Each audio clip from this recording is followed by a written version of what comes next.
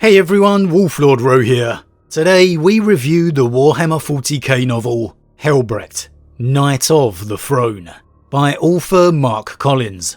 As always with reviews, it'll be spoiler free, followed by a little spoiler discussion at the end for those that have already read it. A few little talking points I've taken from the read. With that said, let's begin as usual by checking out the synopsis off the back of the book. An heir of Sigismund has been reborn. The Shrine World's crusades are over. The Rubicon Primaris has been crossed. Chastised by Guilliman, the Primarch returned, and guided by a vision from the Holy God Emperor himself, High Marshal Helbrecht is called to the ruin world of Heveran. Forged in the fires of the Scouring, Heveran is sacred in its desolation, condemned to never rebuild. Yet hidden upon its barren surface is a sacred relic. Questing to reclaim it with but a few select souls to aid him, Helbrecht must trust in his skill, his wrath and his faith, as an ancient enemy returns to test him as never before. Now this was an interesting novel to be diving into right after Rogal Dawn's Primarch novel. For all the yellow of the Imperial Fists symbolises the Primarch, the Praetorian that was, it's truly the black fury of the Templars that will signify the Primarch as he comes to be. Vengeance incarnate. And of course in the current timeline it's Helbrecht himself who has come to symbolise the Templars. And I've long loved the Black Templars. Hell's Reach is about as absolute a classic a 40k novel as you can get. However, I have never loved Helbrecht himself. So could or does this story change that? Well, I'd say for the most part it absolutely did. I'm not sure I've come out the other side loving the High Marshal, but I've definitely gained a greater understanding of him, his motivations, his desires, even his doubts and fears, seeing more of the real man behind the stereotype. And yes, in seeing that I did find myself becoming more and more endeared to the character. I liked this Helbrecht. I enjoyed seeing the chapter master, so to speak, within. He comes off as far more noble than you usually feel from his actions. The Black Templars are a hard chapter to balance. Crusading religious zealots riding across the stars, and yet still a chapter of the Adeptus Astartes, no matter how divergent they may be. And I think here, particularly in the first half of the story, the author nailed the balance perfectly. You can see and feel the dichotomy of duty to the God Emperor, vying with the chapter master's responsibility within the High Marshal. And for me, I particularly enjoyed seeing and feeling this, peeling back some of that crusading for the sake of crusading stereotype.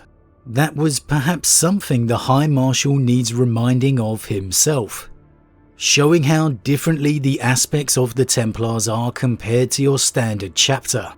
You wouldn't find Marnius Calgar praying to the God Emperor, for example, yet for the Templars and Helbrecht that's a given.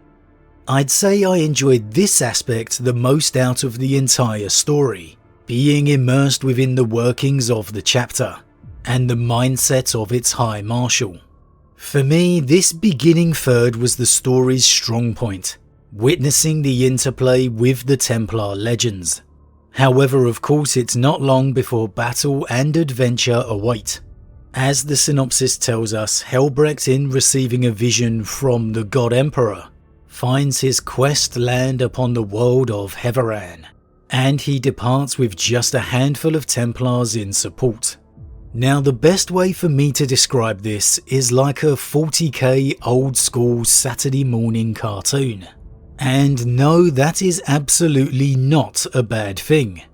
Anyone who can remember the glory days of just waking up at the crack of dawn on Saturday, heading downstairs and watching the cartoons in your pyjamas can tell you that. X-Men, Knights of Justice, Thundercats are just good times. Now, what I mean when I say it feels like a Saturday morning cartoon is that you've been given the quest, the reason for the adventure, the small band of characters, and off you go, expecting it all to be wrapped up within half an hour. It's a bit of a pro and con of these character installment novels, so to speak. You get a hopefully great story on a character of interest, a renowned name of the lore, but you also know it'll most likely be safely wrapped up by the end. Now, the premise for this quest, the vision received and history behind it, is extremely intriguing, and immediately had my mind thinking of the future narratives and meaning, and something that absolutely has me wanting to find out more. Not necessarily the artifact in particular, but what it could represent. Not just for the Templars themselves, but the Imperium as a whole. And so it did have some added weight and drama to the outcome, which was a nice unexpected development. For any other chapter out there, the thought of its chapter master going off on some quest with barely any support is, well, absolutely absurd. It's something I would never envisage Azrael, Dante or Calgar even attempting, let alone being allowed by their chapter's hierarchy. The Blood Angels wouldn't even let Dante attempt to cross the Rubicon. However, the Templars are probably the one chapter who could pull it off, even if it does feel a little far-fetched on the face of it.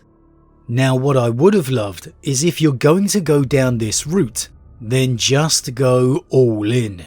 Is a squad really going to make much difference in reality? If this is Helbrecht's epic quest, then just go for it. Make it Helbrecht's epic quest regardless of the odds. And it felt like this was what it was going to do at first, even giving me vibes of Uriel Ventress's foray to Medringard, when he was expelled from the Ultramarines chapter. But it just reins it in slightly, which does make sense, but it is a shame. My only real knock for the story is what could have been. Everything feels a little too compressed, too quick, hence the Saturday morning comparison. I'm normally one who hates over-description on things, but here at times I was just wishing for a little more. There's a meeting of characters in this that I would have loved more description and detail on. I felt the journey for Helbrecht too would have been a major part of the story, especially given the state of travel within the Imperium since the Great Rift. A literal tale of life and death just to get there. But again, it's just a few pages. Now, these aren't major things, it's just a shame, as the format and premise of the story I very much enjoyed. It doesn't meander with unnecessary side stories. It doesn't waste time with unnecessary minor villain viewpoints. This is Helbrecht's story through and through. If it had been another full third longer, one of those more chunky novel reads, I think it could have well been 5 out of 5 blessed by the Emperor. Fleshing out things a little more, as well as adding a little bit more epicness to the grand quest. More trials and tribulations for Helbrecht to go through. Overall, as it is, I'm torn between this being a good or a great read, because I really did enjoy it despite those minor criticisms. I'd probably say it's a good read, as I did find myself skimming through some pages in the latter half. Normally that would be a 3 out of 5, but I'm going to give this one a 4 out of 5 must read. For not only that strong beginning and insight into the chapter, but more so what Helbrecht's vision and quest could represent. And for that, I really feel that this is a must read to check out. I wouldn't be surprised in a few years if this is a book I'm talking about in looking back on. The strong points of this story are the characterization of Helbrecht, the insight into the Templars, and viewing some legendary characters. You really begin to feel the Templars could have a big role to play moving forward. Negatives, it could have been even better. As great as the quest is, it feels a little too quick and easy. But as a standalone adventure, it delivers exactly what you want. One I definitely recommend checking out. But okay, that's it for the spoiler-free review. Now just a few talking point reactions for those that have already read the book. Okay, so the big thing for me was the vision of Rogel Dawn. I'm going to discuss this later in the week, but for me it certainly feels like Dawn is getting a lot more of the main narrative attention lately. And I don't think that's just a coincidence. Now, I really enjoyed how much of this novel revolved around the Primarch. Yes, the Templars are his sons, but so often we see Sigismund being more the spiritual guidance. It was nice to see the Primarch being in focus instead. Here, it really felt like a reaffirming of the Templars as the Sons of Dawn, showcasing how the Dawn going forward after the heresy will be more akin to a Templar than an Imperial Fist. How his fury will come to the forefront during the Scouring. Now, I was so happy we got to see the meeting with Guilliman, but it's also exactly what I was talking about when I wish it had been fleshed out a little. Seeing more pomp and circumstance at the arrival of the Primarch, the one remaining Primarch, the Imperial Regent, and seeing his interactions and reactions with the Templars in general. This was a major moment. I just would have loved for it to have had a few more pages. More of his reactions to the religiousness of the Templars and vice versa. But I have to say it was great to finally have Guilliman reference a brother to one of his sons, bringing up Rogel Dawn. It feels like this is exactly what he would do in all of these meetings with the chapters, yet it's very rarely, if ever, happened before. We didn't get it with Sanguinius and Dante, we didn't get it with Russ and Grimnar, so I absolutely loved seeing it here. It also gave me the sense that there's going to be a bit of a surprise in store when we do get to the Scouring. How Rogel may not be ceding to Guilliman by choice, rather it being forced upon him. I think we've got a few surprises in store for certain during the Scouring series. Some things that may drastically alter the way we look at the lore as we know it. And lastly, I felt the new Emperor's Champion being an apothecary was a great little sub-story. Something you never really think about until it's there right in front of your face. But again, it absolutely worked. Why wouldn't an apothecary receive the vision of the Emperor? Of course, there's no reason he wouldn't. So this was a great choice by the author. Something I really thought he developed well. Again, I just would have absolutely loved it if they'd have gone all in and had it just be Helbrecht and the Emperor's Champion. It makes absolute sense why Grimaldus would send more warriors in support. Indeed, when I was reading it, I was thinking surely Helbrecht and the Emperor's Champion aren't going alone. But then it was just in hindsight when I really thought about it. If you're gonna go for these kind of epic quest narratives, then why not just go absolutely all in? It worked for Ventress back in the day, and I see no reason why it couldn't have worked for Helbrecht. Would it have been realistic? No, probably not. But it would have been absolutely enjoyable.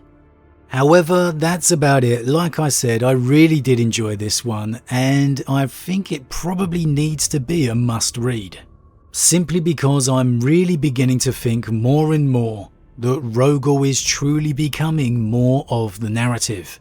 Could breadcrumbs be beginning to be laid? Well, that's most likely wishful thinking.